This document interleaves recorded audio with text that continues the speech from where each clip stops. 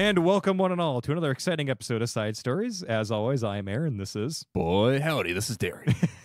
Welcome again to... I guess this is the final episode of our short World War II series that we're starting this season off with. The last episode was Teddy Roosevelt Jr.'s biography, which I did of Jacob. Again, thank you, Jacob, for being on there. And also thank you to Casey and Ryan, who will be showing up later in the season as well. And I am joined by Darian, who is my lovely part-time co-host now. Used to be the full-time co-host in season 1, but that's okay. I have been downgraded and ousted.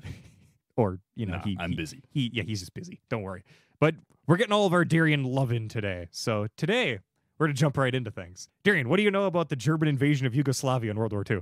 Up until about an hour and a half ago, I didn't know it existed. Okay, good. Well, that's how you should feel, because I want you to be the audience, connection for this episode. I want you to give me the audience. Yes. Thank you, Batman. I want you to be like the audience's color commentator / protagonist, if you will. I want you to be like their viewpoint. And then I will narrate to you what happened at the event, like every episode of the show. I'm teasing. but that hurts. But anyways, I'm going to start. Let's just start up. I feel like this doesn't need an intro. We're just going to start blind. Okay. All right. It was, by the way, an incredibly insane event, and it's definitely funnier if you know the background. So, very briefly, what the heck is Yugoslavia? Let's start there. That is a fantastic question, Aaron. Okay. Yugoslavia was a country located in southern Europe in the ever-confusing region called the Balkans. You may have heard about this. Many bad things have come out of there. It's an area that has historically, or at least in mostly recent history, been known for confusing politics and ethnic tensions. Though as of right now... As opposed to other places in the world. More than usual, okay? More than usual. But as of right now in 2024, it's at least somewhat stable. The term Balkanization comes from this region, which means to take a larger political entity and split it into smaller entities, typically down ethnic lines, which has occurred multiple times in the Balkans, by the way. Yugoslavia came into being after World War I when the Austro-Hungarian Empire collapsed, leaving the southern portion of the empire to figure out what it was going to do now. And in the 1800s, there had been a major movement that supported a pan-Slavic state in the Balkans, because many of the people in the Balkans are Slavic of some shape or form. Mm-hmm. And Yugoslavia is all of them. Yeah, basically all of them combined, roughly. And there had been a movement, again, for a pan-Slavic state in the Balkans. So once the empire fell, this was implemented. And by the end of 1918, when World War I ended, as we know, what would become Yugoslavia was formed. Technically, the country was officially named the Kingdom of Serbs, Croats, and Slovenians. Again, all different kinds of Slavic peoples. But the name Yugoslavia was in use right from the start, and it was officially adopted in 1929. So there's a little bit of background if that clears it up. And if you need a little more clarification on where the Balkans are, you know that thing east of Italy that isn't the Adriatic Sea? That big smattering of countries from Slovenia to what is now North Macedonia, but not counting Albania? That's what Yugoslavia used to be, if that helps you at all. It's between Italy and Greece. Yes. That's actually about the best way to describe it. So thank you, Darian. So let's skip ahead on the timeline a little bit. Germany invaded the Kingdom of Yugoslavia on April 6, 1941. The reason for the invasion was a bit strange. So allow me to explain a bit of the background there. Go ahead. Okay, so World War II had been going on for a little over a year at this point, against 1941, or longer if you count the Japanese invading China in 1937 as the start of the war, which some people do, but again, different story. Yugoslavia was a largely pro-Allies nation, but the Allies, especially at this stage of the early to starting to become the mid-phase of the war, they were not doing so hot. France had already fallen, the Blitz was hammering Britain, and Yugoslavia was surrounded by Axis powers everywhere, outside of Greece to the south, which was currently being invaded by Italy. Pretty bad space to be in when everyone around you really wants you on their team, and you're trying to play for the allies who are currently, losing. And what was Russia doing at this point? They were still neutral. Remember, they had the non-aggression pact with Germany. Right. They had split up Poland together. Russia was still sitting on the sidelines watching. Okay. At this point. That will become important later, so thank you for bringing it up. It's a very good question. Germany was pressuring Yugoslavia to join the Axis powers to expand its influence, and Hitler himself hoped that Yugoslavia would let German troops move through the country to get to Greece to assist with the Italian invasion going on in that country. Makes sense, right? Logical move. Yep. Eventually, the government of Yugoslavia agreed to join the Tripartite Pact, which was a defensive pact largely meant to deter the United States from joining the war. That didn't end up working all that well, but that happens later. But the Yugoslavs, seeing that they were suddenly allied with Hitler in basically all ways but officially, but even though they were in the pact, they weren't officially in the Axis powers. This didn't put them in the Axis per se, but you basically picked a side, right? So my initial question is, did the Yugoslavians not learn anything from seeing what happened to Belgium? Because that sounds very similar. Yeah, in World War II, you mean? In World War II. Yes. Yeah, it is a similar situation where it's like, hey, you should join our team. I don't want to. And then they got invaded. Yeah. Yes. Well, the Yugoslavians, and actually it's interesting because currently Yugoslavia is ruled by a regent, which is by the name of Prince Paul. Again, Okay. It's a kingdom. He was, if not outright pro-Axis, was more willing to kind of hear their suggestions. Maybe because he didn't want to get Belgiumed. Maybe. It's savvy. People kind of debate what kind of person he was, but Sure. let's not get into that. Anyways, the Yugoslavian people, however, were really mad they were in the Tripartite Pact. They did not want to be there. So, what does any good, God-fearing, self-respecting people do when their rulers decide they're going to be at an international agreement they actually don't like? Rise up. Overthrow the government! Yeah! Oh, yeah. I mean, that is wrong. Right. You should never overthrow your government. Definitely don't overthrow the government. Definitely overthrow the government. Don't overthrow the government. Don't do that. Anyways, so yeah, this podcast would never tell anyone to overthrow their government, ever. Not even implicitly. Not even implicitly. And definitely not in Minecraft. Definitely not. Definitely not. Or Hearts of Iron 4. We'd never do that either. In no context whatsoever should you even ever entertain the possibility of overthrowing your the government. government. Because that is treason. Overthrowing the government is definitely wrong. Yes. In every circumstance. So definitely don't overthrow your Never. Nope. It's not like there's a certain country I live in that might have been based on doing that. Nope. Nope. Nope. Well, that one was justified. Yes. But it's wrong when I do it. Yes. So anyways, the Yugoslavians overthrew their government. They put King Peter on the throne and removed the country from the Tripartite Pact. 2 days after they joined, they were that mad about it. They got working fast. So that's actually a very good turnaround when it comes to government overthrowing. That's pretty solid. Which is wrong. Which but is... when it happens, that's good time. Yeah, that's a good PR. time. That's a pretty good time. And by the way, at first, the people were very excited by this. Like, really excited. Like, this was everyone in the country was celebrating. It was going to be a good time. You overthrew your old government. You left the Axis. Oh, where have I heard this one before? This might have happened somewhere else. They hoped that when the eventual invasion from Germany came, because everyone did see it on the horizon, no one was under any delusions there. They hoped that they'd get assistance from the Allies. After all, they had months, right? They had time. Mm-hmm. Germany invaded less than 2 weeks later. Oof. Yeah. This is where things get a little bit rough. Belgium. Yep. Interestingly, neither side. Belgian waffled that one. They really waffled the bag there. Interestingly, neither side was prepared for this, actually. Really? Germany had to scramble to make plans for the invasion, and they mobilized their forces rapidly, meaning the armies they sent into Yugoslavia weren't necessarily fully organized or at full strength.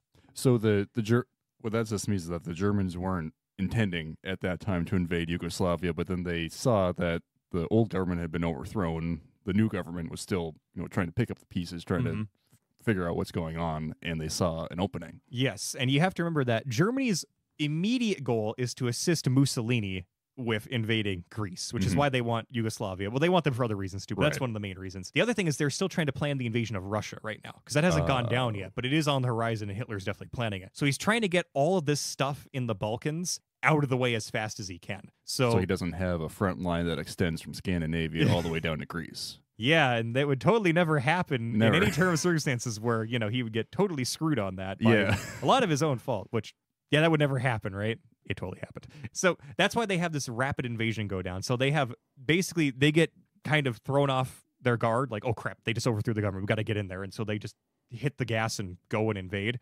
The Yugoslavia was also massively underprepared for this invasion as well. They were hopelessly behind Germany when it came to tanks and planes, and their defensive line was less than solid, to put it very nicely. Their soldiers, for the record, and I guess to their credit, were very well trained when it came to infantry fighting. They were very good infantry fighters. However, there's not much you can do against hard armor attacks and artillery with being really good with rifles and knives. Like, again, infantry. I played Hearts of Iron before. I know. Yeah. Unfortunately, it's not quite enough. In fact, I would highly recommend reading the U.S. military analysis of the invasion for more details, because there's an entire write-up, which I read much of, to get more background on this.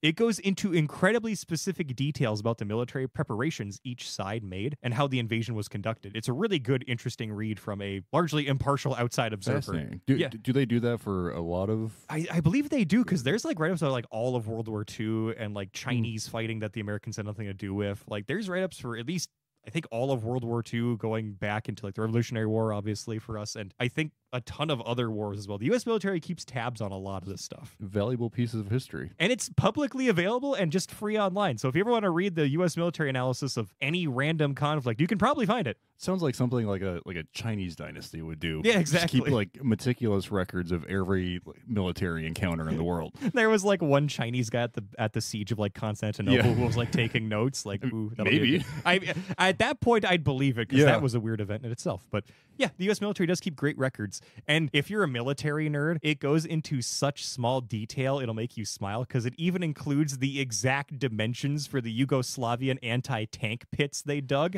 which is, by the way, 24 feet in width by 9 feet in depth, if you're wondering. See, if you've been listening to this show long enough, somehow you will know that when it comes to details, Aaron and I are...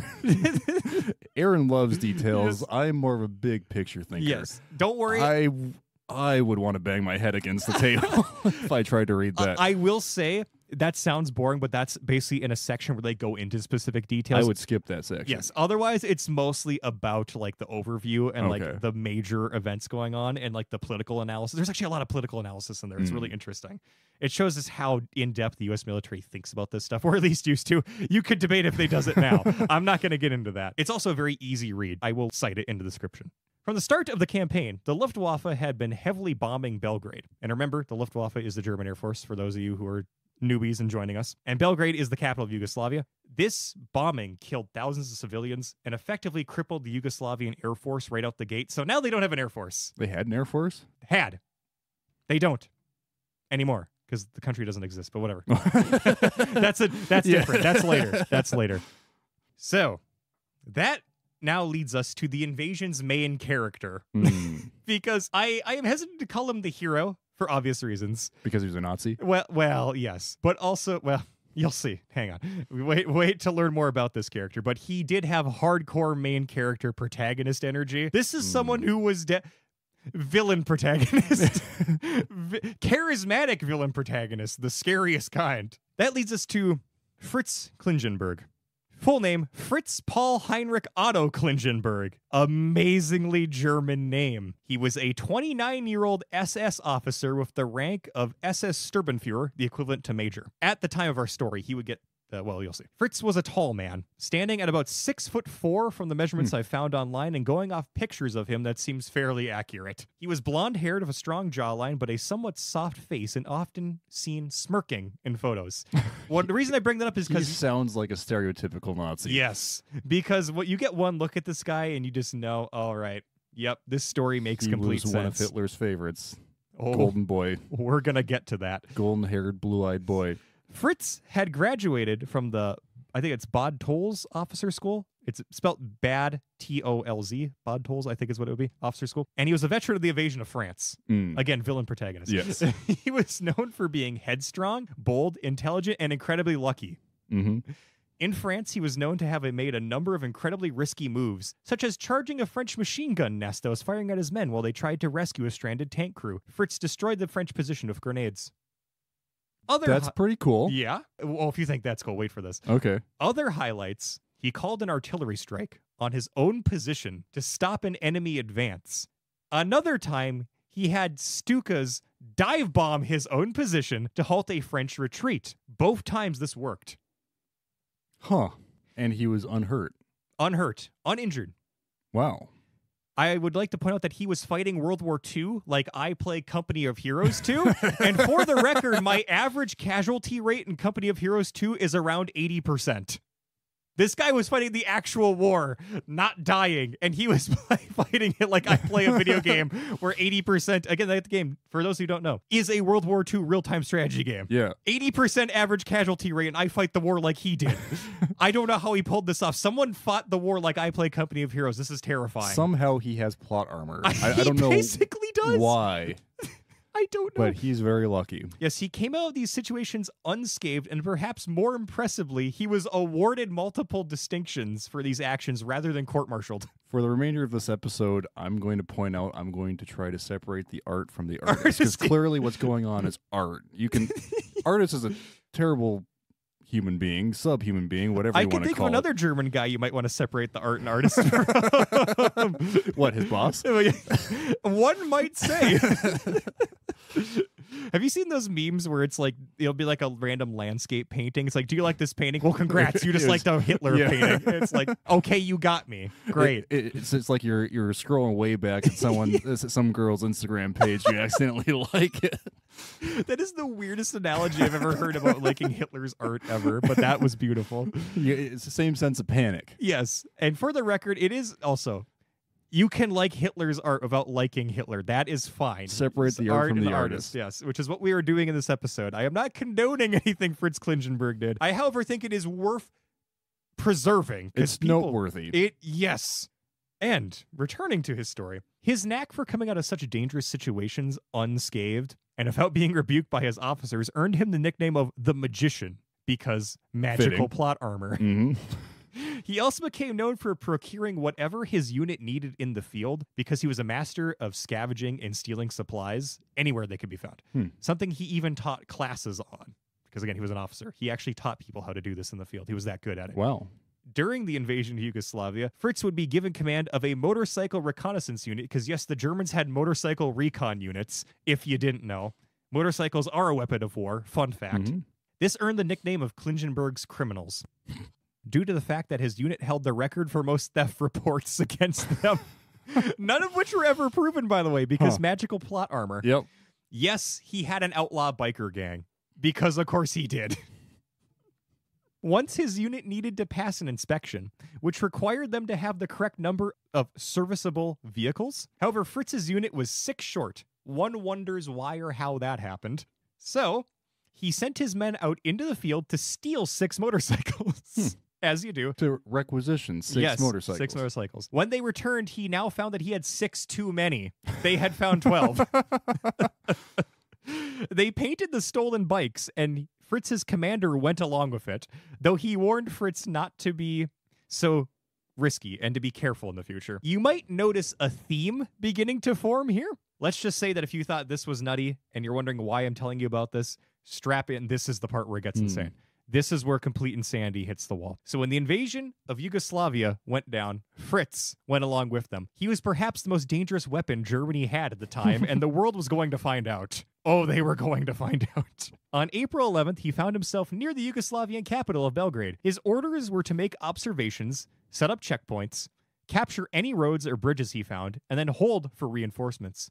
Fritz, being Fritz, started off by doing this, right?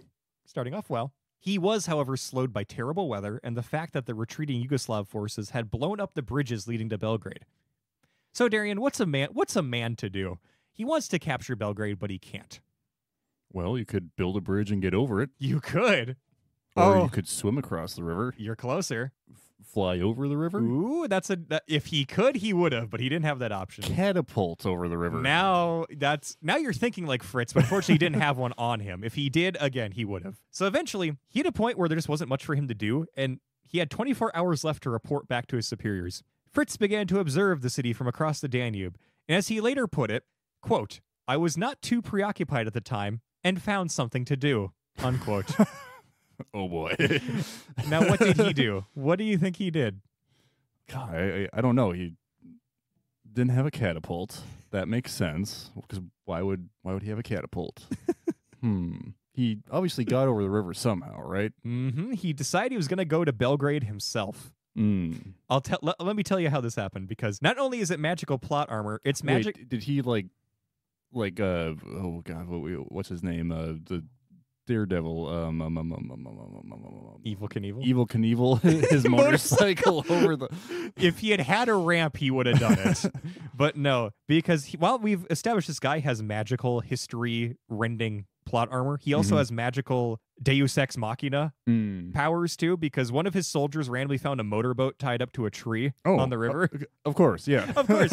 So Fritz, seeing the opportunity for himself, his sergeant, and a few soldiers to cross the river, just went, yeah, I'm starting to see the main character syndrome going on. Hardcore, like literally probably thought he was in some weird German epic. This is like a poorly written, like major suspension of disbelief video game. Oh, yeah, he literally was a video game protagonist in World War II. That's why he's utterly terrifying. Oh no, the bridge has been destroyed. We need to get over the river. Hey, a boat. Hey, a boat. Just That's convenient. That would always happen. Yeah, apparently with like keys in it and everything. Yeah. I guess I don't know how 1940. It might have been just like a pull start. Crank, yeah. But still, the fact that it worked and someone just left it there unattended. I mean, I know they're being invaded, but still, like you think you'd take the boat. You think you'd like go down river or something. It is but, Yugoslavia. I mean, yes, wacky things have happened and still happen in this Continue land. to happen. And so, taking the boat, he sallied forth. Sources get a little unclear here. Some sources claim that that he sent 2 soldiers back to bring more troops across the river, but the boat sank, and that left Fritz and his men stranded on their side with very limited supplies. The number I always see in regards to how many men Fritz had underneath him is 6, but that might not be accurate. I did find a text from Fritz's Knight's Cross recommendation, more on that later, according to which he had 10 men underneath him, along with 2 machine guns and 5 machine pistols. So I don't even, like, I'm assuming it's not counting their regular armaments, otherwise some of them just don't have guns. Yeah. Like, I'm assuming they'll at least have a rifle, I think. At this point, who knows? It literally is up in the air. Like, it could be they just, oh yeah, Friedrich he lost his skewer somewhere. I hope he's fine. Like, I mean, they can always requisition more. I have a feeling they're going to do that real soon. The recommendation for his Knight's Cross also reads, quote, along the way, the boat ran aground on a sandbank and it was made afloat again following laborious effort. Then the engine stopped because Yugoslavian engineering. I added that part. And the boat almost crashed against a bridge buttress. After the motor was restarted, Klingenberg reached the southern end of the bridge at around 1600 hours and 30 minutes. He created a small... 4:30 p.m. Thank you. He created a small bridgehead and sent the boat back to pick up additional troops, unquote. My guess is the sinking of the boat, everyone quotes, is probably when it ran aground the first time and had to be repaired. Troop numbers vary. It hit the bottom of the river. It did, yes. Just at its shallowest point. Yeah. By the way, it was the Danube River, which I think I mentioned earlier. Yep. So it's not like just a small little dinky thing. Like this is a sizable river. Major European waterway that he just decided to cross during an invasion. Motorboat that he found. And just winging a prayer and just saying, we got this. Like, clearly just insane. Sources all agree crossing the river was treacherous, and Fritz had little in the way of men or equipment. So no matter who you read, this is not a smart move. Yeah. He also knew... neither is having your own position, shelled and shoot a dive bomb. And I guess within probably the past few months he did that, so maybe this feels like this nothing. Is arguably less stupid. Gosh, you're right. Wow. Huh. This actually isn't even the dumbest thing he ever did. Wow. Huh. He also knew that he would be a good distance away from reinforcements, meaning it would take time for him to get more supplies. Meanwhile, Belgrade was a city of 200,000 people at the time, and while Fritz almost certainly didn't know the exact number of troops in the city, it was about 1,300, by the way, he knew it wouldn't be a small garrison. It was definitely more than the 7 that he had. Yeah. Main character syndrome.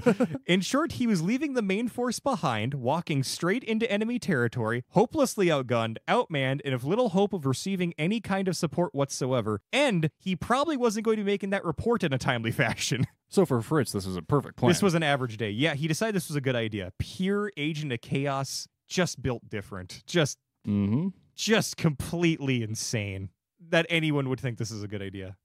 Agent of Chaos really should be like his nickname. Like, that's just what he is. So, Fritz and his men sally forth down the road, coming into contact with Yugoslavian soldiers and their vehicles. Now, this would be a time where they just died, right? In any other story, they just got shot and killed, and okay, LOL, you lost. Well, normal person wouldn't have made it out of the shelling that he they would have died back in France. Yeah. They would have made it here. No. Yeah, I mean, good point. So the troops that they did run into of the Yugoslavians. Sorry, imagine what that radio call was like. What's your position? Okay, where do you want us to shell? Wait, isn't that what you just said? Yeah. What's going on? My mailing address is my shipping address. Yeah. My shelling address is my current location. Do you have like a second alternative shipping address? Nope. That's my home address. Right there. Yeah. Literally where my feet are, I want the artillery to hit there. I will move in 5 seconds if I'm lucky. I've started a beacon fire. So you know exactly where I want you to aim for. Aim for the bright light and do not stop, no matter how much screaming. I'm taking my hat off. You can see my blonde hair from the sky. Aim for that. Right on me. I want to hear the Stuka screaming. I want its wheels to tap my forehead. I want it to touch me. No, don't worry. I'm very happy. I plan to live a very long, productive life and get into many, many more hijinks. I am fine. How are you? This is literally how the guy felt. Too. Yeah. I am just convinced, like everything I've read about him, he seems like a happy-go-lucky little cartoon character. I would be too if I couldn't be killed. If I couldn't die and I was 6'4". You said he's what, 29? He's 29. That's the part of your life where you're supposed to start to realize, like, hey, I can get sick. I can drink too much and it's not going to feel good. That never happened. I can do stupid stuff and get hurt. The part where you slow down and become respectable? No. Nope. He decided to lead in the complete opposite direction and do things men 10 years his younger would not do. Yeah. Just, again, agent of chaos, built different. So, anyways, he ran into Yugoslavian troops. Now, this included 2 trucks and a bus, along with 20 enemy soldiers, so he's already outgunned, and this is not a main force. Which, somehow, just approaching these men, Fritz convinced them to lay down their arms with friendly shots, which, just warning shots. And they just went, okay, nope, giving up. And on the bus, after they captured the Yugoslavians, who must have noticed they didn't have 20 guys with them, so I don't know how they didn't get into a fight. Wacky, but... Yeah, even if they laid down their guns, you'd still think... They would figure it out pretty quick. You can mob them, and, some of you might get hurt, but at least you're not prisoners of war. Yeah, but I guess... They thought that was a better alternative. I mean, maybe morale was exceedingly low. I kind of guess it was. Get him out of Yugoslavia. Yeah, maybe that's what they wanted all along, just to leave this country. Yeah, I mean, 1941. It didn't have that many good years ahead of it either. On the bus, they also found a German man who was a drunk tourist who had been stuck in Belgrade since the invasion. As the story goes, the man was about to be executed under suspicion of being a spy, which he was too drunk to realize. He was literally living a Monty Python sketch.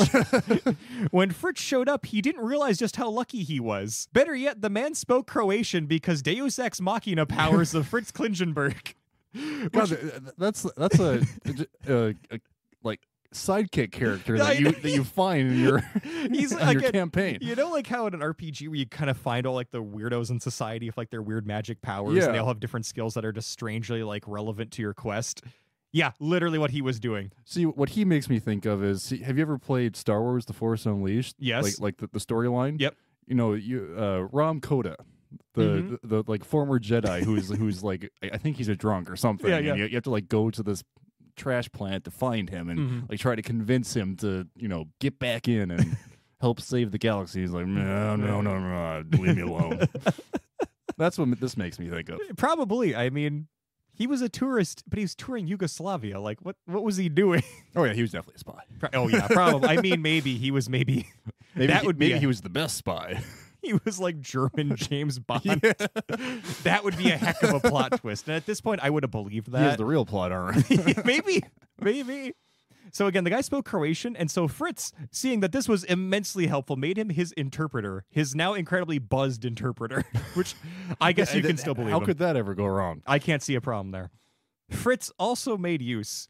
Oh, I should say, the tourist was happy to help once he learned he'd been so close to execution, by the way. I would be too, yeah. He probably sobered up a little bit after that. One would hope, at least. Or maybe he started drinking more, I don't know. That could go either way. Yeah. Fritz made use of enemy uniforms to sneak past checkpoints, which I think is a war crime, by the way, taking more prisoners along the way. So he just... Really? That's a war crime? To use enemy uniforms? I think it is. But I might be wrong. I thought it was. Or at least...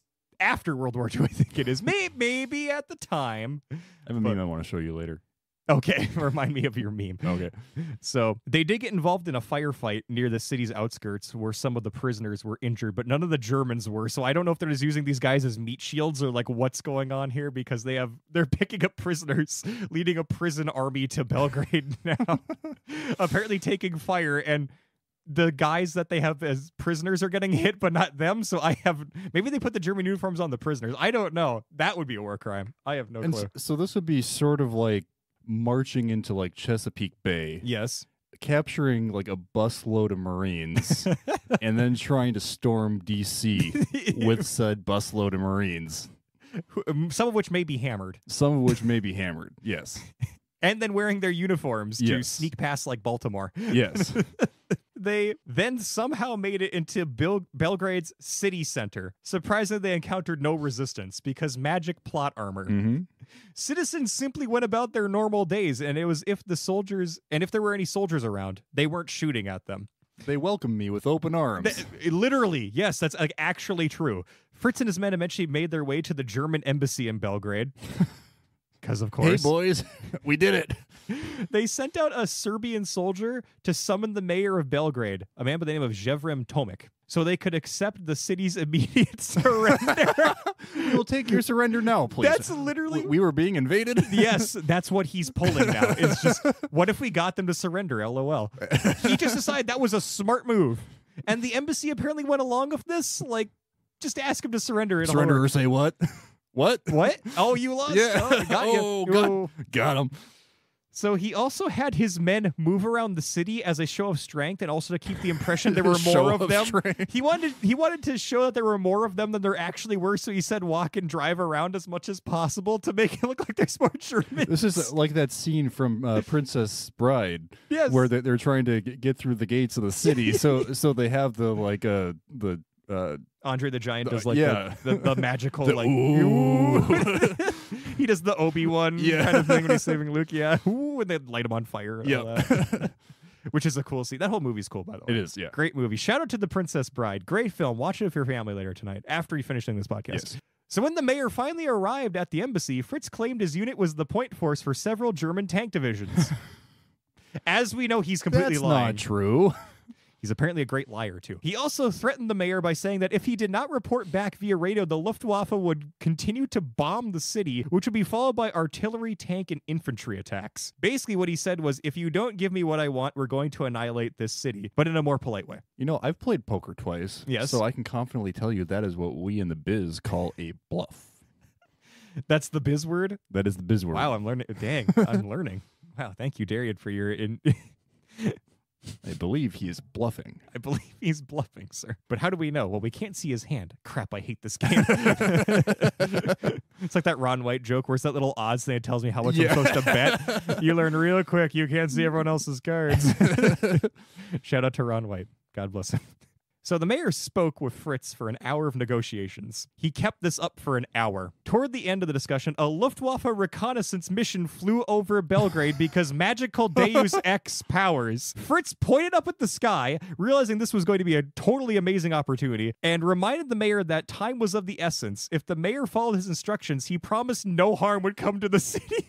This pressuring worked. And the city leaders ordered all troops defending the city to lay down their arms, register with the mayor, and move themselves into 4 large hotels within the city. He got the entire garrison of Belgrade, over 1,000 men, to surrender to 6 to 10 of them by lying. So lying can get you places. Yes. Is what I'm learning from this story. Main character energy. Yugoslavian troops from outside the city entered and were also told to stand down. So he's getting extras. They're literally, it's like a black hole of surrender. They all comply with the order, by the way. The entire country falls. We're getting there. Fritz and his tiny assortment of men, plus a now possibly hungover tourist, had just disarmed, again, thousands, or at least hundreds, I don't know if it quite reaches 2,000, so I don't know if I could say thousands, but over 1,000 men have just surrendered. Imagine being that drunk guy's grandchild, like 40 years after the war.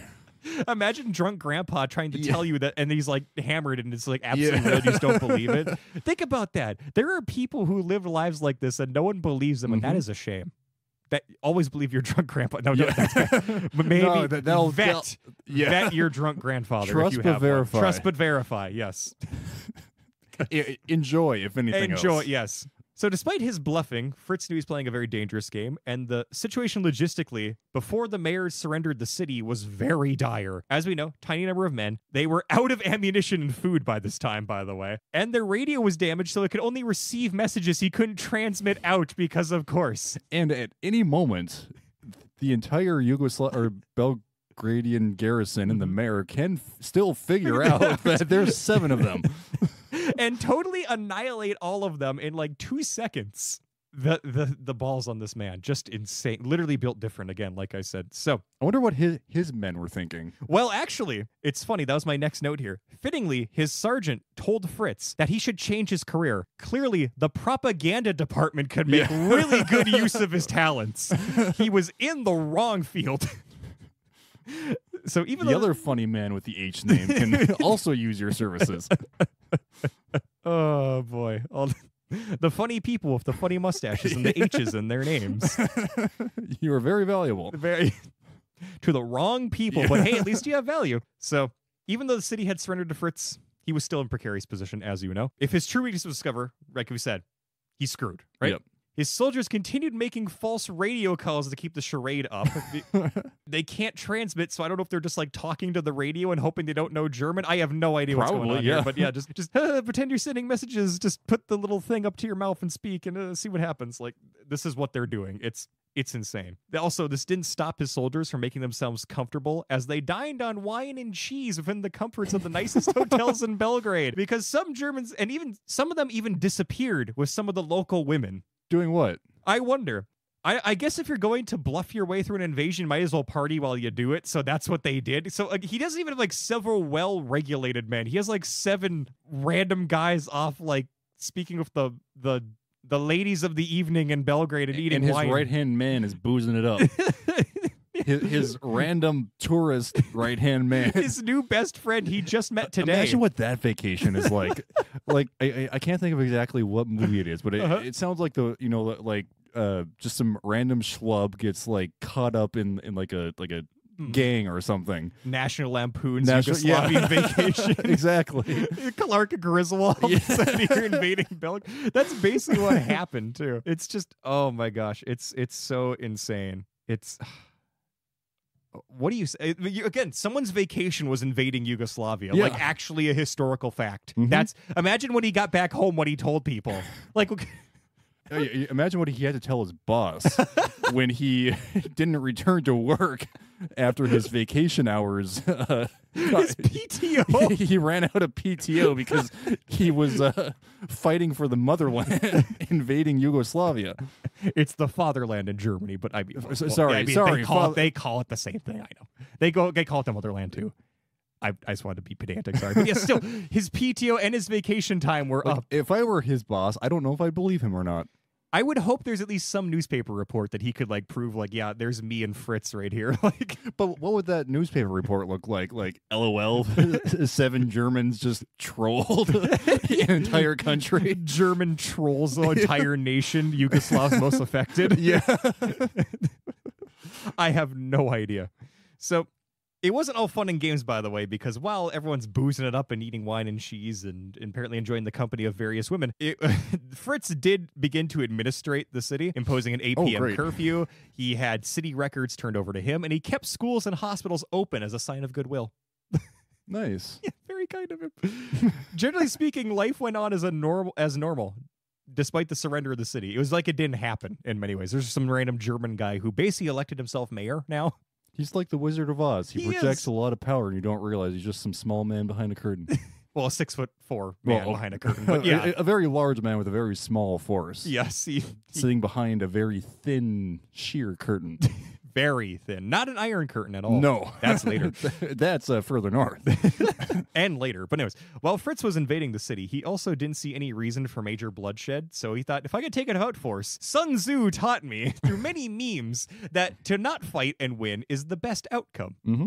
Because I'm sure he read The Art of War. Probably not. I don't know. Maybe it was in German. I mean, it would have been around. I don't know. Yeah. I guess who knows? That's terrifying to think about him reading The Art of War, though. But maybe he did. I don't know. If he actually has strategy, that's actually a scary idea. Maybe he's not that good of a strategist. Maybe he's just making it up as he goes along. I mean, that does seem to be like the spectrum of great military commanders is like guys who plan everything and then the LOL, I'll wing it. Yeah. It seems to be like, it's really the midwits who don't accomplish anything, who just kind of mildly plan. Greatness comes in many varieties.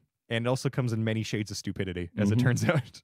I've read, by the way, that the citizens received Fritz pretty well. they in turn showed him respect for not blowing their city to high heaven. I mean, I know like that might be a pragmatic move at this point because they're still under duress, but like, I don't know, people seem to get along for the most part, so I guess it's rather polite, at least. And if the Yugoslavians found out and started firing at the Germans, they would be the ones to shoot first. Yes. Because not a single, well, I guess a few bullets have been fired, but those were warning shots. A minimal number of bullets have been fired.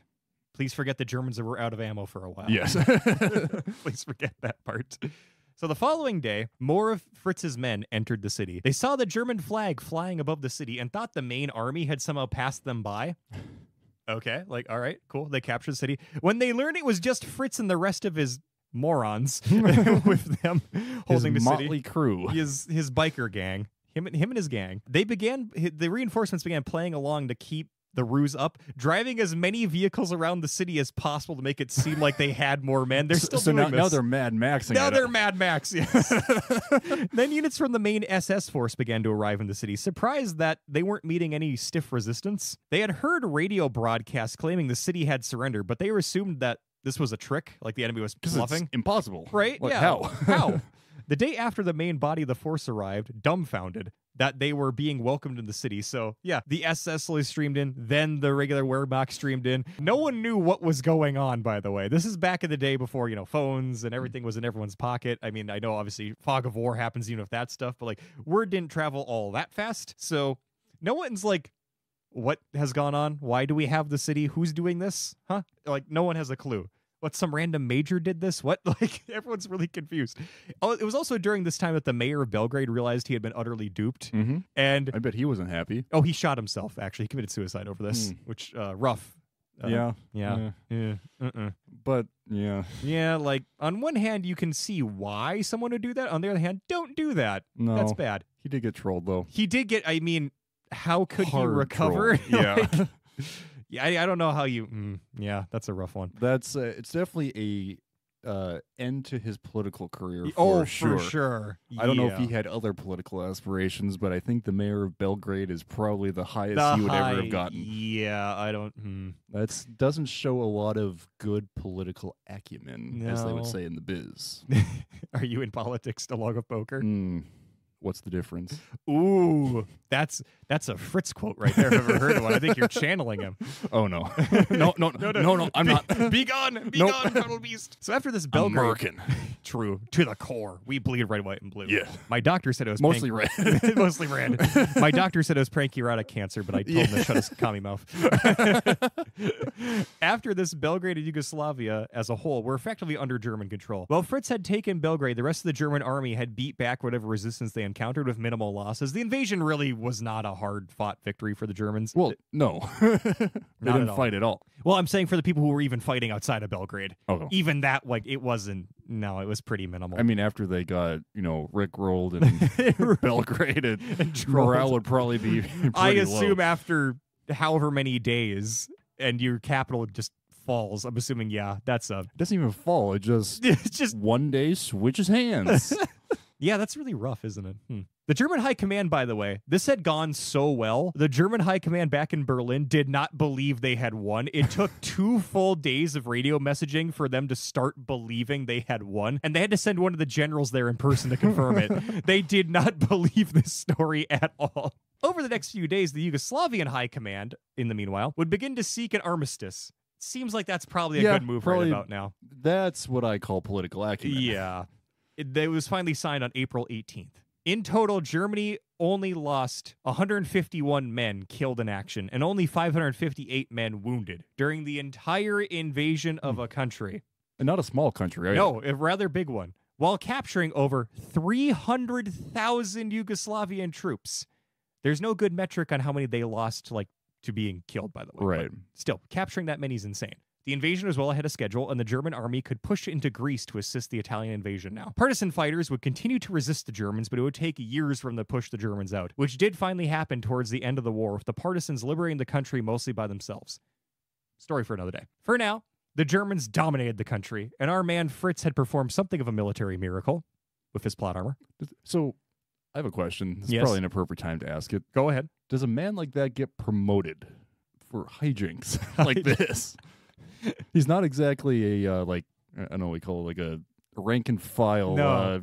play by the book, execute every time sort of person. Well, it turns out that I do know what happened. He reported back to his commanders. When he reported back to them, they questioned his actions and his appearance because supposedly Fritz had shown up to the meeting drunk, not shaved, and smelling of perfume.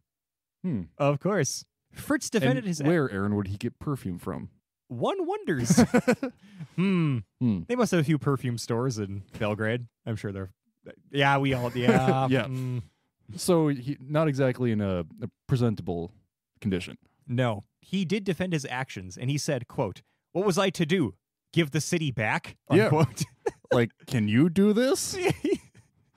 Didn't think so. I'll come talk to you however I darn well please. Yes. This argument was convincing enough, and he never faced any reprimands. Oh, yeah. I mean, how do you argue with that? I mean, yeah. You're right. He do whatever you want. Again, he was awarded the Knight's Cross, which was a German medal of, various... German medal. German medal. Yeah, there you go. For his... Oh. Shut up. I knew you were going to do it. Shush, not that kind of German medal. That's later. That's later. Yes, that's way later. Anyway... Gosh dang it, Adrian. Anyways, so he's awarded the Knight's Cross for his hijinks and achievements, and he was Du hast. Shush! You're gonna get us. No, Rammstein's gonna freaking sue us. It's Otto now. It's Rammstein. Stop it. We're gonna get sued. Girls. No, not Motley Crue. Gosh, we can't. Girls. No. I've never been associated with Motley Crue in my life. Actually, I saw them live. Yeah. All right, we went together. You got me. All right. Please. It was wild. It was wild. Vince Neil, please don't sue me. Please. Hope you're doing well. Anyways, like I know him, I don't. Anyways, the capture of Belgrade got him awarded the Knight's Cross, as we know. Mm-hmm. German medal. Yes, German medal. And he was also photographed of Hitler at the award ceremony. There is a picture of this man with Hitler. Fritz was so tall, he was asked to stand a few steps behind Hitler to not make the Fuhrer look too short, but it didn't work. Been there. Fritz still towered over him. Yeah, Hitler was a bit of a manlet. Anyways. Mm-hmm. So, after the invasion of Yugoslavia, Fritz became a celebrity within the SS, as of course he would. Right. And he was well liked by the organization's inner circle. He actually earned the nickname of the Old Man within the SS inner circle. He was also promoted several more times during his career. Every man under his command was also decorated for their valor in getting drunk and eating wine and cheese while being in the company of Yugoslavian women while they invaded, very big air quotes, Belgrade. Have you served? I've served. The Reich apparently thanked them for whatever their service constituted. I mean, that just seems like insanity. Fritz was also later given command of the Bad Tolls school where he graduated from. So there you have that. He was a little retirement. Yeah, well, turns out. End to your career. Yes, well, not quite. He also served with distinction at the battles of Kharkov, Minsk, and Kursk. Interesting. He served on the Eastern Front and survived all of them. Of course. Again, I would like to remind you, the largest tank battle in human history was at Kursk, and Fritz was there. Probably with his insane plot armor messing things up. Massive grind fest. Yes, and he lived. However, his luck eventually ran out. For our main character, our protagonist. Our main character. Our something. The focus of our attention. Yes. He was killed fighting American forces, who are always the good guys. In late March 1945, we got him. Got him. I mean, he went down fighting in his typical style right to the very end, desperately trying to cover a retreat. It's a very fitting end. It is. And while it's somewhat tragic in a way, honestly, the world may be better off without Fritz Klingenberg having lived to see the Cold War, because had he, who knows what horrifying adventures he could have gotten up to in post-war Europe or anywhere else on this planet. Because remember, he died, let's see, if he was 29 at the time, he would have been like in his early 30s. He had a lot of life left in him. The utter horror of this man being unleashed in the 50s, 60s, and 70s should scare the absolute crap out of you. So it's probably for the best. He probably would have been on the top of Christopher Lee's list. Yeah, to whack.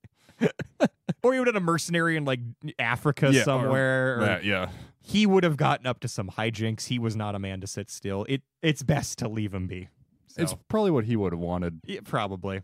I mean, I don't know. That's just some stupid thing people say, but I mean, I do get the feeling, having read an exuberant amount about this man, that yeah, that's a pretty fitting one. Like, yeah, go down fighting with the Americans, still better than losing to the Russians. LOL. He never took a loss to any of them, so that's pretty good. He did get one over on the Russians, so I guess good for him. But yeah, so that's the end of our story for today. And I hope it was a rollicking adventure full of hijinks and insanity, and it was interesting to follow. Oh, it was very interesting. That was a really fun one. I like that one. Oh, great. Thank you. Thank you for joining me. Do you have any final thoughts on our man Fritz? Again, separate art and artist. Yep. Terrible artist, magnificent art. Yes, just the things this guy did. Few in history can pull crap like this off. And he did it, darn it. And in none of our stories did he kill anyone. No, he didn't. Well, except for the French guys in the nest that he grenaded, but that was a vignette. That was a side story in his life.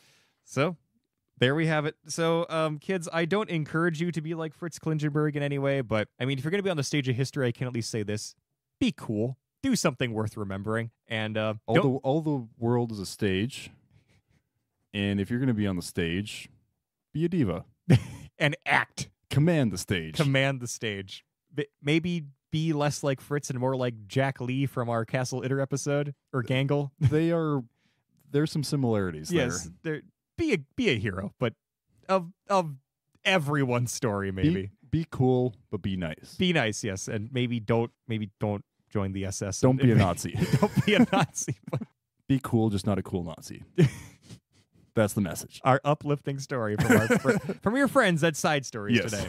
Thank you all for joining us. We appreciate your viewership. I believe the next episode, I think that's going to be on the Seminole Wars, but we shall see. The Cinnamon Roll Wars? The Cinnamon Roll Wars. It'll be that or our episode on Caligula, which will be also, if you like hearing about insane people that you definitely shouldn't be like, but are really interesting, and that deep, dark part of your heart you don't tell anyone exists tells you to go and do wacky things like that, you'll enjoy that episode, so stay tuned. I think Caligula will be next. Caligula is like the living embodiment of let the intrusive thoughts win. Yeah, you're right. Well, anyways, don't let your intrusive thoughts win, and stay safe out there, kids. Thank you for listening to Side Stories. We'll catch you in the next one. Bye. Adios.